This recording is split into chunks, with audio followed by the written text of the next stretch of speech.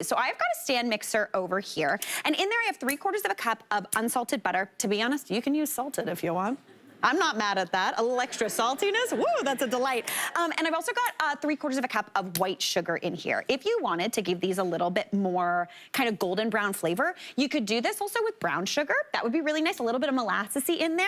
What a delight. Okay, I'm just blitzing that up, and I've processed this on about medium-high speed for about 3 minutes. This process is called creaming. And what we're doing here is we're basically like blitzing that sugar together with that butter to add a little bit of air into there. It's gonna give you a really nice texture on your cookie.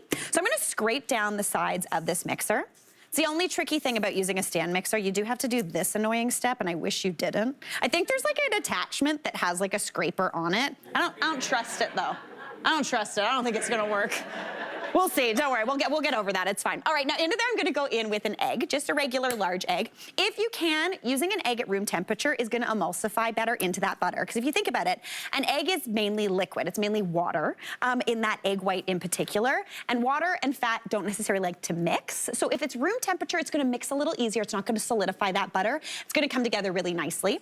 Then, if your egg is not, though, room temperature, you can put it in a glass of just warm water. Warm tap water, put it in a glass for about 2 minutes, it'll heat up a little bit.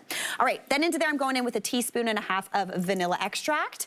If you wanted to do these kind of fancy and go a little Scandinavian, you could do like almond extract in here and do like cardamom bun cookies. That would be really nice. We're sticking with the regular today. All right, and I'm gonna blitz that together just to incorporate that egg and make sure it gets nice and emulsified and mixed in there. While that mixture does its thing, I'm just gonna make the dry ingredients. So I've got a bowl here. Into there I'm gonna go in with 2¼ cups of all-purpose flour. 'Tis the season for white flour. We're not using whole wheat flour. You can, they're gonna be tough. I don't want those cookies. We're gonna do white flour.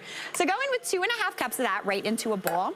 And to be honest, one of my least favorite things to do in the kitchen, I hate sifting things, so I really don't sift a lot. This will mix up beautifully. It's gonna be totally fine.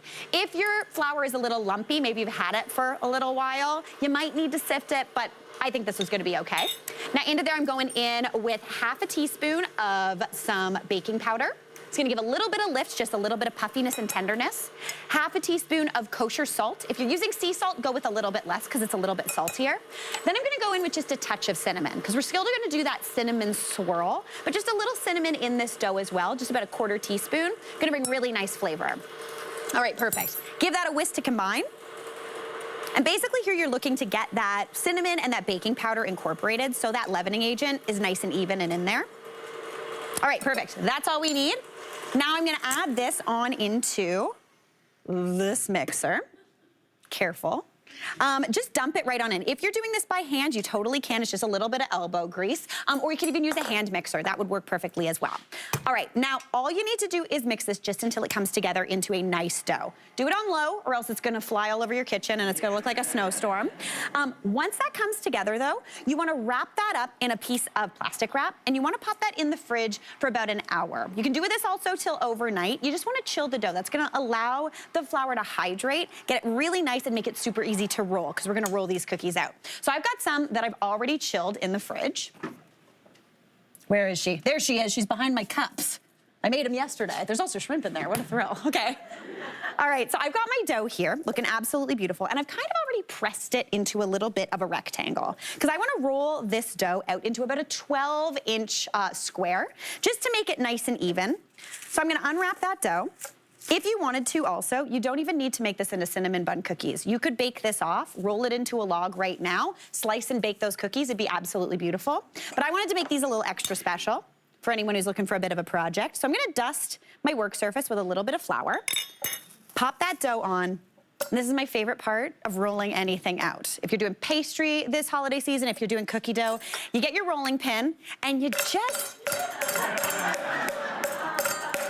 like, honestly, helpful. Maybe you got your family coming, maybe you're just feeling, maybe the mall was busy. Okay, that's good. And then everyone comes over, you're like, this is great. All right. right, so you're gonna roll this out just until it's about a 12-inch rectangle.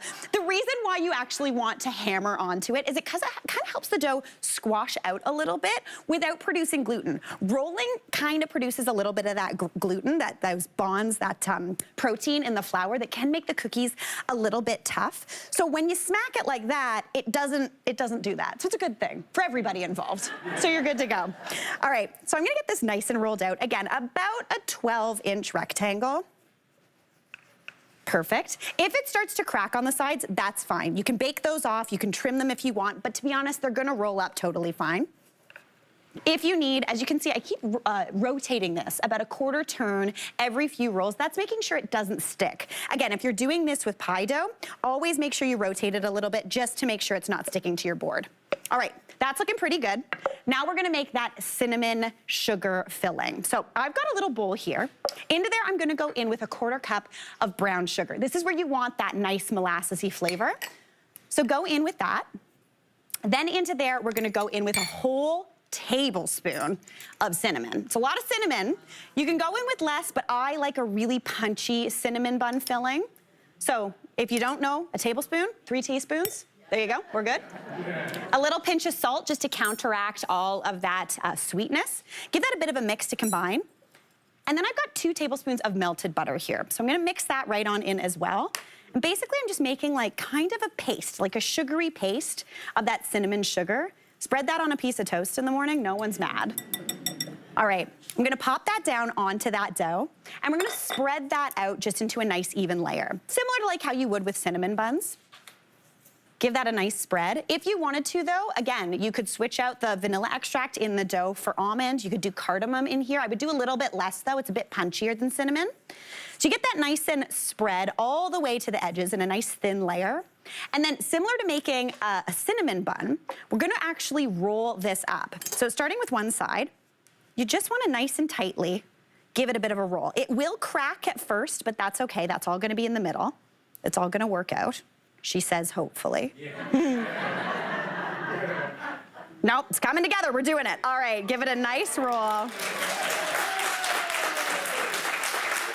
Perfect. Okay, then at this point, what you wanna do is you wanna wrap that in some plastic wrap and pop it in your fridge for about 2 hours. That's gonna rechill that fat. You could also at this point wrap this up, stick it in your freezer for up to 3 months and cut off as many or as few cookies as you'd like. I wanna show you though what it looks like on the inside. So basically, once that's done, you cut those cookies. They've got that little bit of a swirl going on in there. Kinda looks like a cinnamon bun. Perfect. Now, if you are baking these from the fridge, you wanna bake them in a 350-degree oven for about 11 to 13 minutes. If you are baking them from the freezer, add on a couple minutes, about 13 to 15 minutes, and then you end up with little guys that look like this. Like, don't they look like little cinnamon buns? Now, the pièce de resistance, those look delicious. I've got a little bit of cream cheese and icing sugar in here. That's about half a cup of cream cheese, quarter cup of icing sugar, and just do a little bit of a drizzle right on top. And that, to me, looks like an absolute dream. Add those into your cookie tin, and everyone is gonna be excited. Hey, Mary here. What did you think? Drop your comments below, and don't forget to like and subscribe for more of the good stuff.